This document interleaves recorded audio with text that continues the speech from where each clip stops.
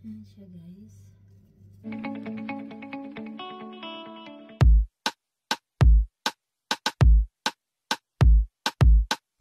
You don't even know me like that.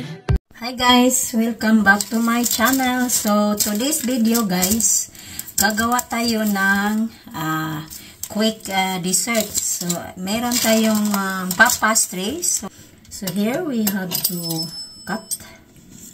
So we cut like around one. There you go. And it bago ka lang sa aking channel, so don't forget to like, comment, share, and subscribe. So ayan na siya guys. Tanggalin natin.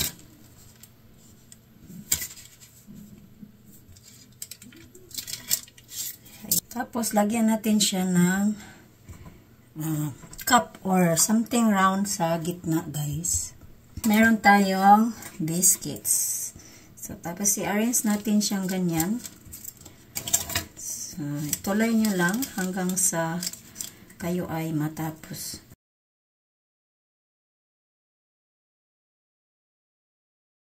Ganyan lang siya guys.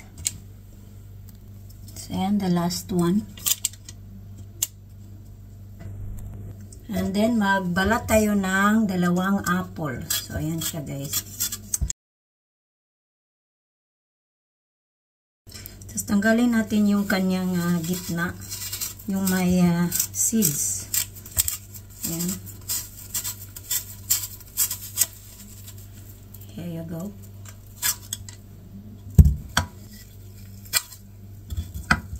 Ayan siya guys. Saka natin siya hiwain ng manipis. Manipis lang ang pagkahiwa. Ayan.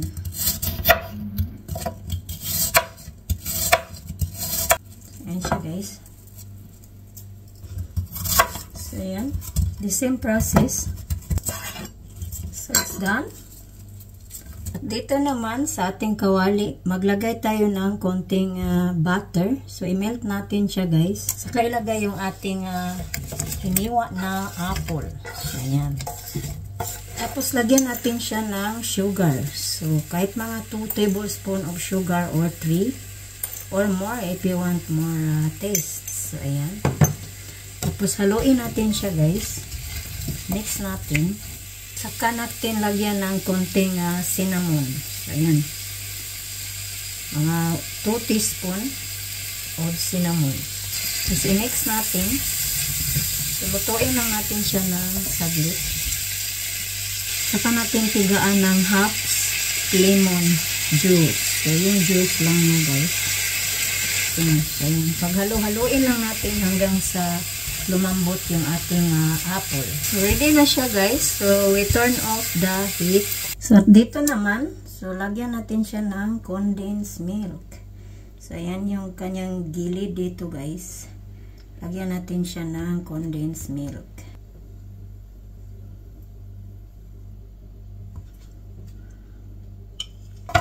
Saka natin lagyan ng ating apple.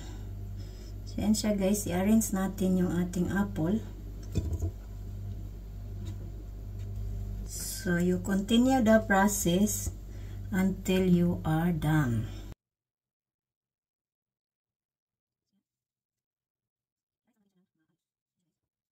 I-lock natin siyang ganyan. So, dito.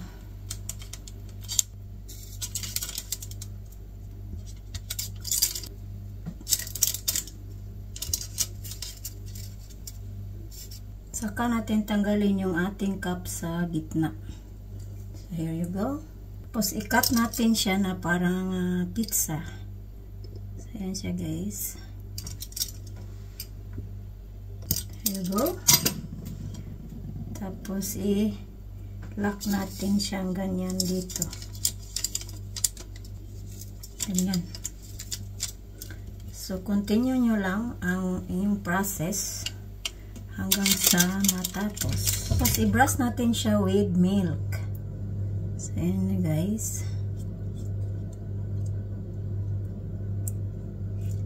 Ayan. Lagyan natin ng nuts. So, I use walnuts. So, ilagay natin sa top. Ayan. And ilagay natin siya sa ating baking pan slowly.